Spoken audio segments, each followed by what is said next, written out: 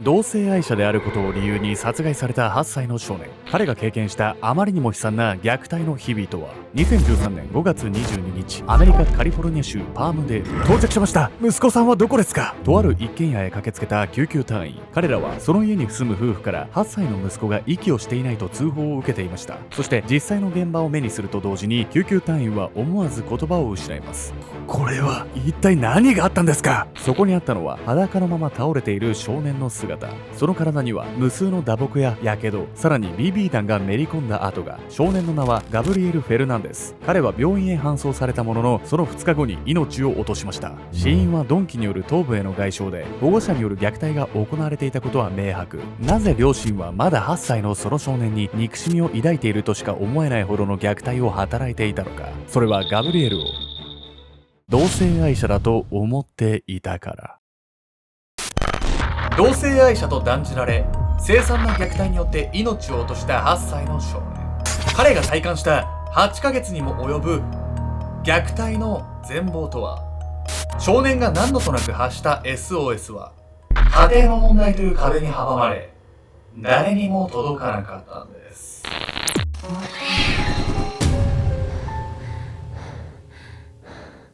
おさすけちゃんです。やみやみこんです。いやね、やみこさん、もうね、全然関係ないんですけど、たまに沖縄行きたくなるの。まあまあまあ、それはあるわね。たまに。ある。何のきっかけもあったわけじゃないです。うんでも行くと2日ぐらいでいいからね。うん。いや、それはわかんない。それはわかんない。どこ行く沖縄？国際通りってもうさ、行き過ぎてもう飽きてこない。まあそれはね、みんな定番のところが行くでしょうけど、やっぱり島巡りなんじゃないの？島沖縄にハマってる人の話聞くと、やっぱいろんな島行ってるわよ。まあそっちだったらいいか。石垣島は行ったんすよ。でも今話題の宮古島とか結構みんな行きたいって私の周りだと言ってる人多いわよ。宮古島って何があるんだっけ？宮古島はなんか、それこそダイビングスポットなんじゃないの？まあダイビングね。そう、石垣島っぽいみたいな。楽しいですからね。私はできないけど。ちょっとね、やみこさんの持病のあれでね、できないんですけど、代わりに僕が楽しんでこようと思います。なんで？本日ご紹介するのはアメリカカリフォルニア州で起きた殺人事件について。この事件は8歳の少年が虐待の末に殺害されてしまうんですけれども、虐待の理由が保護者が彼に対して抱いていた差別意識によるものだったんです。差別意識って自分の息子にどんな差別意識持つ？そもそもね、この親子って一緒に暮らしてなかったっていうのもあって、しばらくね。だからまあ、久しぶりに会った時には、もう、よその子も同然だったわけなんですよ、それ。そのね、よその子っていう部分がね、その差別意識を助長した可能性が高いんです。ある日、離れて暮らしていた母親と再び一緒に住むことになった8歳の少年。彼は絶対に母親の元に行くべきではなかったんです。母親失格の女。2012年10月、アメリカカリフォルニア州パームデール。お願い、ガブリエルを返して。年配の両親を前に必死に懇願していたのは29歳の女性パール・フェルナンデス。何度も頭を下げる娘を前に両親は困ったように顔を見合わせます。パールの言うガブリエルというのは彼女の8歳の息子。親子は長らく離れて暮らしていましたが、母親のパールは最近になって息子の親権を欲しがるようになり、彼を預かっていた祖父母の元へ訪れていたんです。息子のガブリエルが生まれた当時、シングルマザーだったパールにはすでに2人の子供がおり、新たに彼を育てられる状況ではありませんでした。そのため大叔父とそのパートナーがガブリエルを引き取り、4歳の頃に祖父母の元へ。そうやって親戚の元を転々としていたこともあってか、母親のパールはガブリエルが適切な養育を受けられていないと言い出したんです。そんなこと言ってちゃんと育てられるのか。祖父母はそう言ってパールを心配しますが、彼女にはガブリエルを責任持って育てられる自信がありました。今は恋人のアギーレもいるの。とても真面目な人だから安心して。パールの恋人のイサウロ・アギーレは介護施設で働く堅実な青年。忍耐強く愛情深いアギーレの介護に入居者は喜び、職員も皆彼を慕っていました。ガブリエルが生まれたばかりの頃はとても一人では育ててはいけないと彼を手放したパールでしたが、献身的なパートナーがいれば話は別だと主張したんです。すごいな。結局祖父母はしぶしぶガブリエルをパールに引き渡すことに。ここからガブリエルは2人の兄弟と共に母親と暮らし始めるんですが、そのわずか8ヶ月後に死亡してしまうんです。原因は母親パールとその恋人アギーレによる虐待でした。なんで自分から引き受けておいて虐待してるわけ？おじいさんおばあさんのところじゃ教育受けられないなんて言っといてさ、全然違うことしてんじゃないよ自分は。ガブリエルの養育どうのこうのって話はね、建前でしかないんですよ。もともとパールはね、子供を育てるような資格なんて一切ないような人間だったんです。自分の子供を虐待してしまうパールの性格は皮肉にも彼女から息子ガブリエルを引き取り養育をしていた祖父母にも原因があるとされているんです。1983年にカリフォルニア州で生まれたパールの幼少期は想像を絶するほどの苦痛に満ちたものでした。お母さんやめて。幼少期、パールは母親から頻繁に暴力を振るわれていました。また、父親は刑務所を出たり入ったりを繰り返している人物で、彼女はとてもまともとは呼べない家庭環境で育ったんです。さらに10代の頃には、叔父や彼の複数の友人たちから、数日間にも及んでレイプされてしまったことも。その凄んだ環境で完全に精神を病んでしまったパールは実願望を抱きアルコールや薬物を常用。その後彼女は複数の子供を産み22歳の頃にはガブリエルを出産しますが、なんと生後3日の時点で病院に置き去りに。ひどすぎ。これ以上子供なんかいらないわ。倫理観がまともに育たなかったパールはそんな信じられない理由でガブリエルの育児を放棄してしまったんです。案の定パールは母親には全く向いておらず、ガブリエルの他にいた彼の兄弟に対しても虐待を働いていました。過去には子供たちに食事を与えず泣いて助けを求める彼らを黙らせようと脅迫して起訴されたことも。パールの認知能力のテストの結果は小学2年生と同程度のスコア。心理学者によると彼女は感情の制御がほぼ不可能でとても子育てができる状態ではありませんでした。ガブリエルの親権を欲しがったのも彼の養育が行き届いてないと心配したのではなく、本当は生活保護受給のため。パールにとってガブリエルは自分が楽に暮らすための道具にしか見えていなかったのかもしれません。いやこれは確かにさ、子育てなんかしてたらいつ間違いが起こってもおかしくないような人間じゃない。てかさ、その祖父母に関しても母親のパールが子供の頃に虐待してたわけでしょ。ガブリエルの時は問題なかったわけ？そういう話は出てないんで、子供と孫とで対応を変えていたのか、ちょっと年を取ってね、祖父母も丸くなったのかっていう、どっちかかもしれないんですよね、これ。それよりも気になるのは、パールと暮らしていた恋人アギーレのことなんです。パールの恋人アギーレは介護士として堅実に働き、施設の入居者や職員からも慕われていた人物。そのことに嘘偽りはありません。ではそんな彼がなぜ恋人と一緒になって彼女の連れ子を虐待する事態になってしまったのか。その理由はアギーレが持っていたある差別意識にありました。おらこの同性愛者が。まだ8歳のガブリエルと顔を合わせるたびにそう言って彼を罵っていたアギーレ。しかしガブリエルが本当に同性愛者などということはありません。最初に説明したようにガブリエルは生後間もなく大叔父に引き取られ、その後祖父母によって育てられました。そして実は祖父母が大叔父からガブリエルを引き取ったのは大叔父が同性愛者だったため、彼は男性のパートナーと暮らしており、ガブリエルの生育環境としてその家は良くないと考えられたんです。同性愛者に嫌悪感があったアギーレは大叔父と暮らしていたことがあるガブリエルに言いがかりをつけ、パールと一緒になって手を挙げていたんです。いや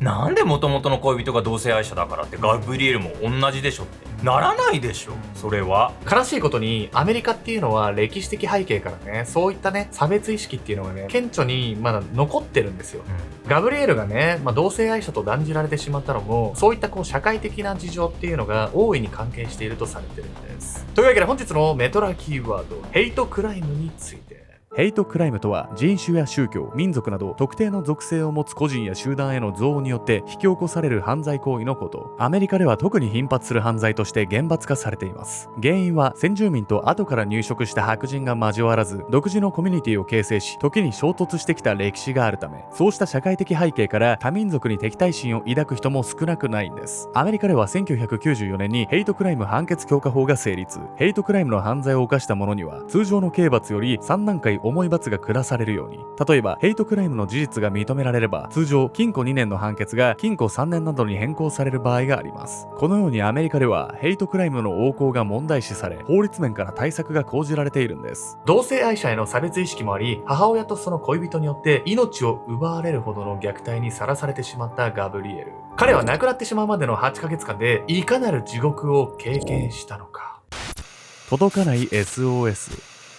実は母パールやその恋人アギーレと暮らし始めて間もなく、ガブリエルの周囲の人は虐待の兆候に薄々気がついていました。それはガブリエルが学校で教師に対し次のような質問をすることがあったため。先生、子供をベルトで叩くのは普通のことなの？前々からガブリエルの体にあざがあることを不審に思っていた教師はこの一件で保護者の虐待を確信し、児童家庭福祉局へ通報。ソーシャルワーカーに対応を促しました。しかしソーシャルワーカーが自宅へ向かったにもかかわらず、数日後学校へ来たガブリエルは髪の毛が一部抜け落ちていたんです。ガブリエル、どうしたの？それは紛れもなく母親やその恋人アギーレに暴力を振るわれた後でした。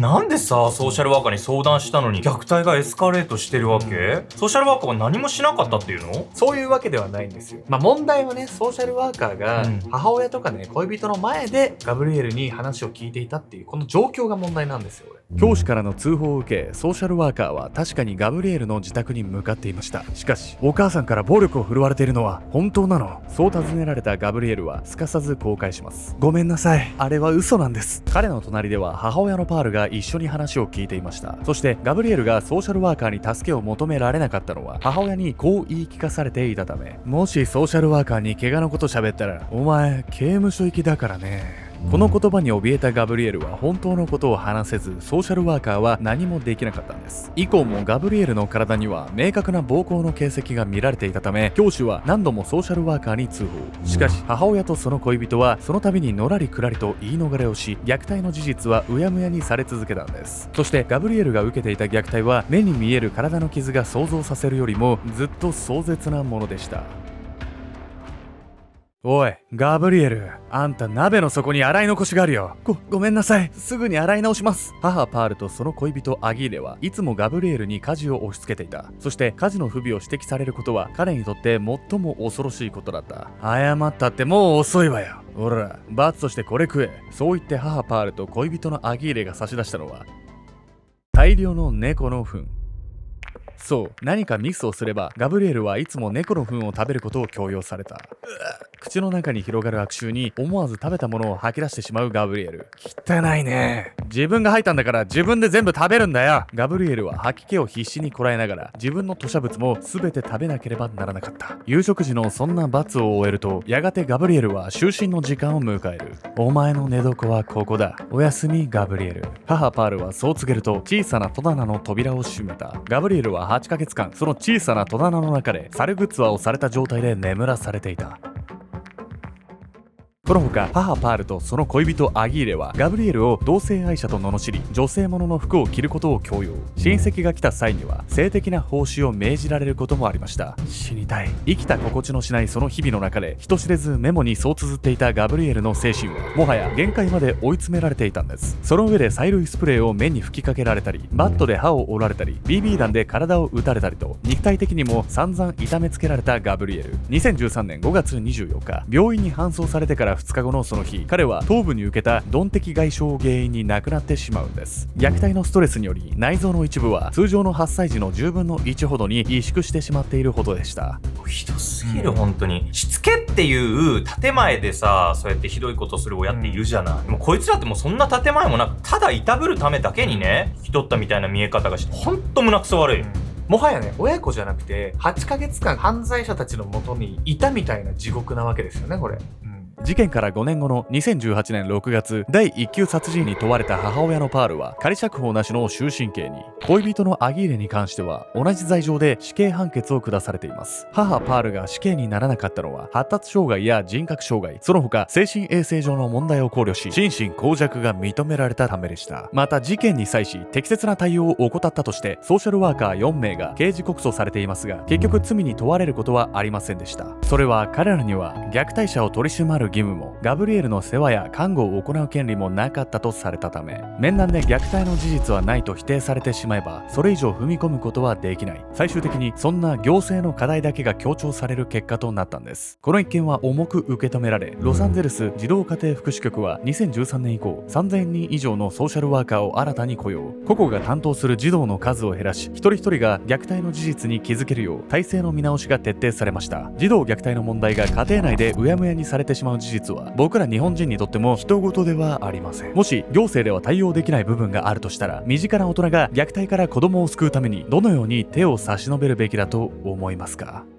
おざっす。皆さんね、ここで朗報がありまして、秘密結社アルゴメトリーの秋のキャンペーンっていうのが始まりまして、具体的にはね、ご覧の期間で、なんと無料期間でお届けさせていただければと思います。オウム真理教事件、エプスタイン島事件、日本軍731部隊、ジャパンライフ巨額詐欺事件、新潟少女監禁事件、第一生命19億詐取事件、藤沢市母子5人殺害事件、韓国水原バラバラ殺人事件、あとテッドバンディ、あと旭川中学生凍死事件、韓国の学校性暴行事件、コロンバイン高校銃乱射事件、ロシア中学生銃乱射事件、光市母子殺害事件、あとはナイツ花さんとのコラボ死についての完全版と芸能界の裏話点と、あとは松戸市の女子高生転落死事件というところで、というわけでね、いろんな事件があるんですけれども、この期間においてはね、無料でね、ちょっと参加してみて、サロンを続けようか。ね、含めてね、ご判断いただければと思うんで、サロンに興味あったんだけど、ちょっと最初からお金かかるのはなっていう方は、この無料期間、秋のキャンペーン中にね、ぜひ入ってみてね、ご判断いただければと思います。